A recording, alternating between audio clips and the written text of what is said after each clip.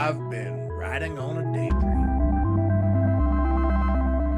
We're going to welcome you to a series that we call Making It Our Own. This is for our Rockwood 2899KS fifth wheel, and we want to show you a few of the things that we've been doing or things that we are going to be doing as we go forward, making this our own. There's a little things here and there that we like to change. Living on the road full time, we want to make sure that things are, in my case, convenient, but in Heidi's case, she likes to make it a little bit more artsy, a little bit more her. I mean, this is her home after all. And that kind of is what's reflected against this piece right here.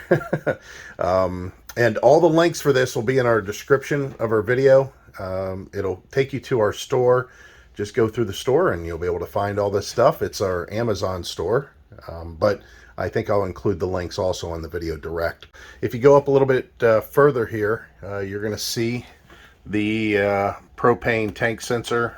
That's something that's outside. I'll talk about that at a greater length in the future. But right now, just wanted to show you that's why it's here. And of course, we did opt in for the solar. And not only that, but we opted in for the second solar panel. Again, stay tuned for that because we'll be talking about lithium batteries and replacing the batteries that are with the Rockwood from the dealer.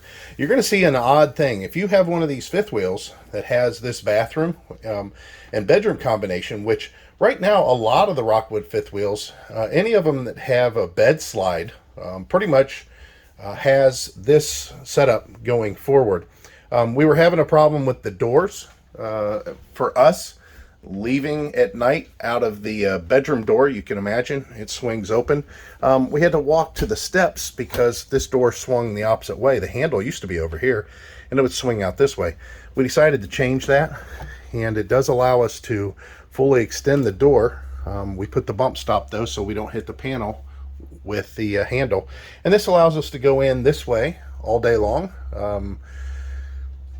not having to walk around a door, which we didn't really have to do anyways, but it also allows us to come out of the bedroom and walk into the bathroom. Going into the bathroom, that's our main focus today. And little tips and tricks. One of the things is we're used to the elongated toilet bowl. That was not an option. We did have a plastic Dometic toilet in the Rockwood 2604 WS. And we opted in the 320 series Dometic with the porcelain bowl that's elongated with a soft close lid. And we also had a hand sprayer. And we're going to do the same with this one too. That's a project that's coming up. Look for that in a separate video. As far as in the cabinets here, we love the storage of the cabinets. It's a little dark in here though, so we will be adding more lights than what's currently in here. But you can get an idea. These motion sensing lights we had in our old RV, they are invaluable for these situations. Like this shelf, you can see there is no light. No, there's no light there. We haven't added it, but you can see the kind of storage that we have here. And Heidi did add some baskets. I don't know if you can see them back there. Let me try to move this out of your way. On all the shelves, you can see the basket back there, along with the toilet cleaning wand. That's kind of a good utility closet right there. But if you wanted to duplicate this, it'd be easy to do, obviously. Again, those baskets, Heidi will put those in the description also. Our waste baskets here, sometimes we have it over here, and this is a good item that we've had since our previous Rockwood. If you want to check it out, again, in the store, this is probably the most ideal toilet paper holder that we've ever owned. And it works perfectly, as if I'm in the bathroom, I have a tendency to go ahead and set my phone on the little phone holder and watch videos. And of course, this is movable. Whenever we travel, we just lay this down and it does a good job not moving around. Talking about things around the sink at this point, we've had one of these hand soap dispensers for at least the last 10 years. And we love it. We had it at the house. We brought it along in the Rockwood, and I'm talking about our 2604 travel trailer. And now here it is in the fifth wheel. One of the things that was lacking in here, they give you one towel bar, but really don't care for the towel bar. So here we have, these are 3M adhesive. They do fine. They do really, really well. Heidi's done her own, again, customization due to her cricket activities. And yeah, it's a nice touch. We also added one of those towel bars in here, you can see. So again, washcloth holder. Not only that, but we wanted to add something to hang our towels once we were done with the shower. So there's a couple of towel hooks here. We'll go ahead and move away this here.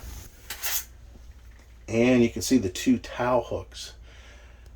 Inside the shower, one of the things that we need is some sort of storage for soaps in that, other than the pocket, which I'll show you comes with the RV.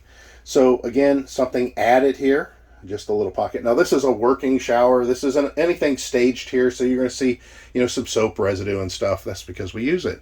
And you can see this clutter too. Now this is something that they give you whenever you purchase, and we use this a lot. We really like this. Of course, it's easily removable if you want to clean it, throw it in the washer, whatever. So again, a really nice feature.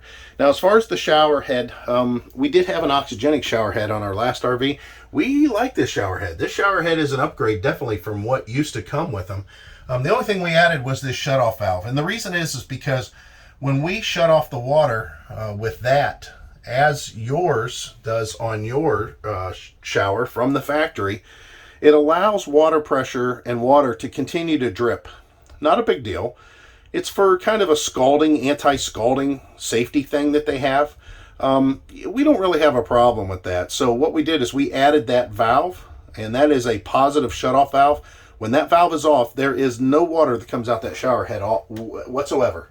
It is done. There is no more water.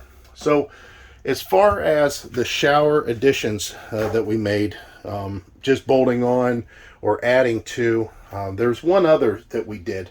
And that was, we added acrylic caulk all along the seam around the shower. Now, from the factory, they add silicone right here to help with keeping it sealed and water intruding and maybe making it on the other side over here, which isn't a good idea.